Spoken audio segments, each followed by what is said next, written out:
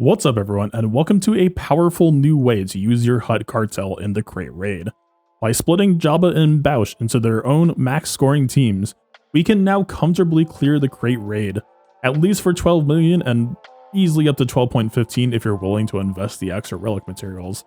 Whether or not you should actually invest those is a different topic for a different day, but speaking of material investment, this split should also enable free-to-play players to score competitively in the Krayt raid without needing a single Relic 7. Now I need to do more testing and gather more footage on that, so that's going to be a focus for a different video. But for today's video, we're talking about the Tier 8 experience, which fortunately is also very fast and very minimal restart RNG.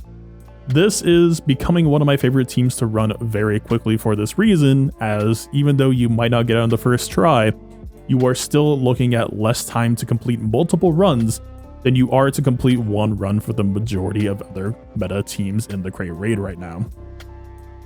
This team is going to require a remod, but to be honest, at this point, I think every single team in Krayt is going to. I strongly recommend if you spend any amount of money in the game that you consider hot utils. It is so much more convenient of an experience to be able to just one-click load out anything in the game and then one click to go right back to what mods you had before. And especially Krayt raid has now made credits much more accessible by having this guaranteed credit node in the guild store. So yeah, the crunch has sort of ended if you are into constant loadout swapping. Now, first things first here, we got to talk about the modding. If you're not willing to remod, I can't promise you any results here. I strongly recommend using hot utils loadouts just to make it one click easy, click to load, click to go back to whatever you're modding you originally had. It's kind of just something that we're gonna have to get used to. The Krayt raid is very specifically designed to be a modding puzzle with all the sorts of stat checks and all the crit avoidance and all the tenacity and the potency and so on. But the nice thing about this team is Cad Bane Lead, while it might seem weird at first, is doing a lot of work for us on that front to make the modding easier. We get 100% potency out of box, which means that we have much lower potency requirements in our modding. Between Boushh Omicron making potency and Cad Bane Lead, most characters are actually just able to ignore it now, especially since Boushh has such a high potency in her base. And the flip side of it as well is when we land a debuff, we gain advantage, which means we're guaranteed to crit. We also don't have to worry about crit chance in our budget, and while we don't really gain any sort of offense damage output bonuses, I have tweaked the team very specifically to give us as much time to stack Boushh Omicron as possible, which means we're not really getting damage from the lead, but the lead is giving us the effects that we need to get even more damage out of Boushh Omicron as well, which really just kind of helped kick things off and make this team work. Now, first things first, let's talk about the most important characters, and let's start with Boba. Now, in almost every case here, I want to strongly recommend that you stick as close to the speeds that I have as possible, if not doing your damnedest to copy them exactly. The smallest changes on speed can cause some really weird ripple effects. It's something that I've experienced a lot firsthand doing a lot of tinkering under the hood. If you make changes from what I have here, I can't promise that there won't be some weirdness, so just be aware your mileage may vary. But let's get started. Boba is just interested in offense for the most part. Mine has a crit damage set. Offense set is probably fine if that's what you have available, and 266 speed is what I landed on here. This can probably shift some. I would say this is one of the less strict characters in the team, but again, if you want to make sure that yours plays like mine does for purposes of learning, 266 is what I had, but very much his entire focus is just on pumping damage as much as possible. Just, work with what you have available. Very much on a god modded set here, but hey, if you don't have a set of or near this quality, take this as a possible sign. Hey, it's I know we're all kind of in the rat race for speed, but having some good percent offense mods like this can really spice up a team. Anyway, right along next to him is Boushh. I know that you might not really see her as that big of a raid damage dealer here, but believe me when I say that she has it where it counts. And there was a incident that I went through where the shift from her having a crit damage triangle to an offense triangle was like a 400,000 damage difference. I know, again, it might not seem like it. You might just be thinking big Boba Crit Rocket is good enough. She helps too. It's a major ways. And because she has so much base speed and potency under the hood, we really don't have to worry about it. 311 is a speed that I kind of landed on her. I also think she has a little bit of flexibility. I think you could trend her faster, but this is kind of the focus that I went with. She has an offense set with a crit damage triangle, and very much, again, we are just looking for the best offense that we have available. Your mileage will vary, work with what you have available. It's not like if you don't have this exact amount of offense, you won't be able to win. Most of these runs have a lot of wiggle room. It's just the more cuts that you have to make, that you might run into situations where you fall a little bit short, you fall down to like 2.6 mil, 2.5. Depending on what your score targets are, you either will or won't care about that. But again, your mileage will vary. Now, those two were the most expensive for me in terms of offense and damage mods, but Cad Bane is definitely the most expensive in terms of speed. 316 has been excellent for me. It has been able to cover for a few extra RNG cases where you get to remove turn meter where he normally wouldn't. If you can't reach this, you might have less successful RNG than usual.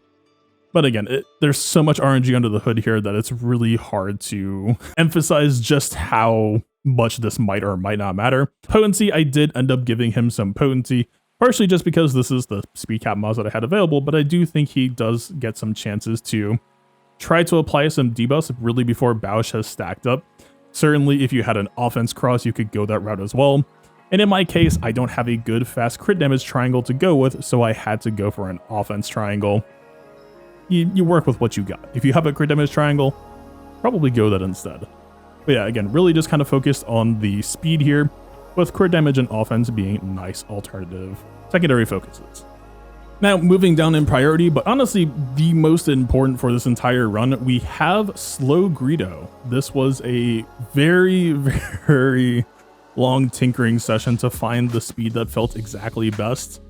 This is 224 speed Greedo. Now, more than any other character, believe me when I say even just the slightest speed change can cause very strange ripple effects. This is because if you mod Greedo too slow, he won't get to remove turn meter, but for every increment of speed that we go past that, it ends up giving the Krayt Dragon more speed because it starts building turn meter back sooner, which can also then lead to you missing opportunities in the future. I know this sounds crazy over the top, but try to get to 224 Greedo, try to keep to the speeds that I show you as much as possible. It just tends to run the best. Now past that, I do have him modded for crit damage and a little bit of potency. Usually, Boushh Omicron, if you proc at least twice, then you're good to go. If you don't, you could argue that building for more potency here would help, but I kind of just ended up building him for damage instead, with the sort of kind of hybrid focus. We're on a offense primary with a potency secondary, and yeah, with the crit damage as well. Really just kind of looking for, he does get opportunities to do some really good damage, but Boba and Boushh are definitely the two that you should care about the most. And last but not least, speaking of excess damage modding, this might look weird, but I actually also have Krrsantan modded for damage. This is because his job is not really to tank. I mean, he gets 2 abilities off, and then he gets eaten, and you're never going to see him again. And so, well, it might sound small, when I was doing the Jabba in the Heroic Sith raid, I saw Krrsantan was able to do upwards of like 400k damage. And while that's not really what's going to be happening here, it is still, again, we're kind of just looking to stack up score as much as possible. He's not struggling to survive. He's just there to get us a disarm, get us a shotgun basic. And so, yeah, if you have the extra damage mods to throw around, I'm not even going to say that mine is that optimized. You could probably push it even further. But this is what mine has. And the 289 speed on Krrsantan is very deliberately modded to go 1 speed before the Krayt Dragon. So you really want to make sure that you match this speed, because again, we're trying to feed the Krayt as little extra speed as possible, so that we can create as many favorable situations for ourselves. Now let's dive into gameplay here. This is not a very complex team to run, so I would not worry on that front. I have an example here that shows some different decision-making points. If everything just goes to plan, then you will just kind of cruise into a 2.7. But there are a couple of things that can happen based on how much RNG is happening under the hood here. Boushh can get resisted like crazy on her Omicron just because of the base resist chance, as well as you can see the Krayt Dragon is level 100. I believe that should have level delta base resist extra implications there. So, you know, there's going to be so much happening in terms of characters getting turn meter versus not. Cad Bane can do this. Boba can do this based on when you get contract, based on how many random hits you get from Cad Bane and Boba basics. All this is to say, I don't want you to have to think about this, and for the most part, you don't really have to think about it. Just know that things can play out a bunch of different ways. And so, let's get into it. Now, you're always going to go with Krrsantan Disarm, followed up by this mostly fast Boushh. We are going to do a basic on the bomb. Now, right after that, you're going to do 2 quick basics using Cad Bane and Boba. And when Boba uses his basic, you need to look at him. So Boba's basic can happen twice. It's a 50% chance. And each basic can or cannot make a debuff. Now with Cad Bane Lead, we get advantage for landing a debuff. If we see advantage here, perfect. We're already in amazing shape. If you don't see it, don't sweat too hard yet, but it means that we have one other chance to try to get advantage. Before then, we're dealing with a situation where Boba won't have Rocket to crit. If that happens, that is also still a winnable state, but it means that more often than not is going to be a loss. I have some footage examples of how you can win with them, but just keep that in mind that we're reading the RNG of each run and kind of developing our opinion of, does this look like a good run? Do I think that it's probably time to back out? And so yeah, you can see here the Krayt Dragon had pretty low turn meter. It looks like, yeah, we hit every single Boushh Omicron hit. Depending on Boush's Omicron proccing extra or not proccing extra, Cad Bane or Boba landing extra hits or not landing extra hits, you can see how close this ended up being with everything going our way. This is why we have Greedo's speed clocked so carefully. And so now we have Greedo try to remove the turn meter. Unfortunately, if the turn meter does get resisted, you do just have to restart. But in this case, we do remove the turn meter, so we're good to proceed. Throw the grenade, just because it doesn't do damage, it gives us more room. Another Boushh basic. Again, there's a whole lot of basics happening here. You don't have to memorize too much important decision making.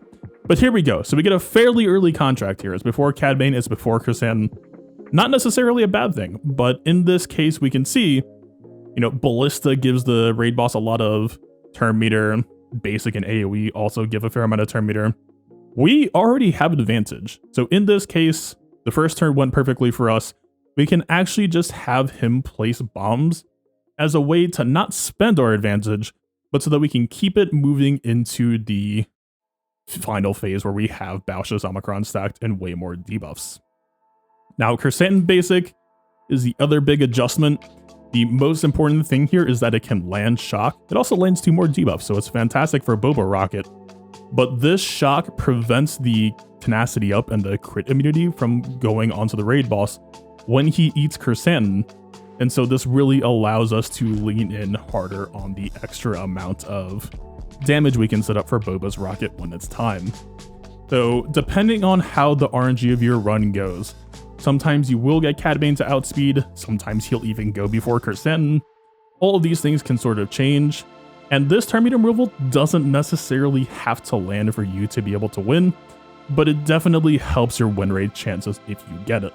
So in this case, we do go for the stun glove. It does land, and even though all of our turn meter is still pretty low, because of the extra Boushh speed, this puts us in a position to make better usage here. So yeah, we've got more basics, pretty much from everyone else on the team. And now we go for the Boba Crit Rocket, lining us up for a pretty comfortable win. You can use Boushh AoE at the end here. You don't necessarily have to. It is a pretty solid chunk of damage. But yeah, nothing too complicated there. Let's go into another example here of a run that shows just how close some of these calls can be. And even though a run might not necessarily look that bad, it can still be worth kind of playing it out sometimes. Again, we're going to be running through the opener just the same as usual. You can really, once you get the rhythm, you can really belt this out really fast. Boushh basic on bomb, double basic just to see how the opening plays out. Do we get the advantage? So we don't get it on the first basic, he does another and gets the advantage. That's great RNG for us there. Any run where Boba has advantage is just excellent. And there you saw an example of Cad Bane getting all that turn meter gain and sneaking out ahead. Again, runs can just play very, very differently based on everything happening under the hood here. And again, this is probably going to be one of the runs before I really knew about the bomb technique. I probably end up using Ballista here. For the most part, if you just want to play it safe, you can stick with bomb. We'll see, I probably use Ballista here, knowing me. Yep. But yeah, what we really kind of see here is the damage is a fair amount lower going into this stage. You know, Greedo gets dazed, he doesn't get a chance to counterattack. We're at 7 million here. Boushh daze is probably the nightmare scenario going into this stage. It's not necessarily an auto quit, but it can very significantly damage your damage prospects. So the one thing to keep in mind is you can try to pop a bomb to undaze her. Ideally, if Boushh is the first to go after she gets dazed and she can use her AoE, that can instantly solve that problem. But yeah, so we are still kind of behind on damage right now and really just having to look for a way to race things out. I do opt for an extra Boushh basic here just to give an extra stack of defense down to set up our Boba Rocket. And even still, you see, we get the fat Boba Rocket and it's still not quite enough. We're at 2.46. But because of the extra speed that we have from Boushh Omicron, we're able to race back in front and barely eke out with the win.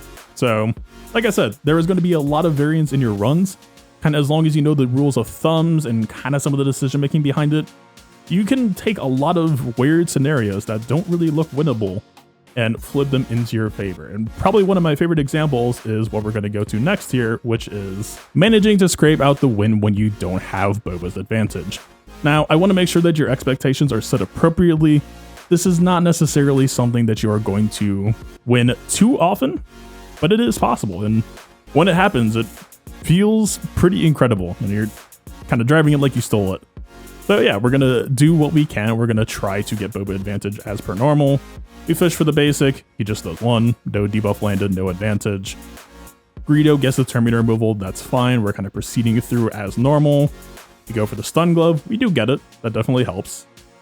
And yeah, so Boba contract pops. 2 basics, no advantage on either. And yeah, we go for the Krrsantan shock. We do land it, so that also certainly helps here. And yeah, Cad Bane daze does kind of hurt his ability to give himself turn meter, but in this case, it's unlikely that it would have mattered that much. But here we go. We see Boba has the early crit rocket, only 400,000 damage. It looks really, really bad. But in this case, I figured we should just send it. And one of the really interesting things here is when Boushh uses that AoE, Greedo gives himself turn meter from the detonator that he plants. And so we see the Krrrt is about to go. We're talking extremely thin margins right now. But we get this extra turn off to try to get some extra Boushh Omicron speed. And we are actually able to race this out. In fact, that turn probably should have been another Boushh AoE just to try to help push. And so there you have it. A 400,000 damage Boba Rocket. Still barely able to eke it out. You know, based on how much offense you have in your mods, if you're higher than me or lower than me, your mileage will vary on some of these outcomes. We're really just kind of trying to drive home. This can win a lot of different ways. Now, just to kind of drive home what I'm talking about in terms of what RNG is possible here, due to the nature of Boush's Omicron, you can sometimes land all of the effects that you need to land and everything will look great, and you'll still fall short on damage. What I'm pretty sure is happening here is actually just related to Boush's Omicron, that you'll see that you get resisted a bunch. We already just missed 1 stack right there, and you will continue to just miss all these opportunities through the run, so you just won't have high enough stack damage that you will just end up falling short. And unfortunately, there's not a whole lot that we can do about it. It is simply just kind of the nature of the beast with these things. But I just wanted to call attention to the fact that this is a possibility. This will just happen to you sometimes. Again, with how short these runs are, I think it's best not to get too attached or worry about any one run individually. Just hit try again, spend another minute. One of them is going to be a winner, usually sooner than later. And just kind of try to make the Krrrt raid as pain-free as possible. Anyway, past this point, I'm just going to let a few more replays of different examples run. I'm going to label them with the timestamps showing kind of what each run is presenting or showing off or demonstrating. And that will be it. Hopefully this is a solid guide to get you going here. Yeah, enjoy. We'll have the Jabba guide coming up here shortly, and then I think the free-to-play kind of score strategy past that, and I'm excited. I think this is some really strong stuff. Anyway, good luck out there. Let me know if you have any issues or questions, and peace out.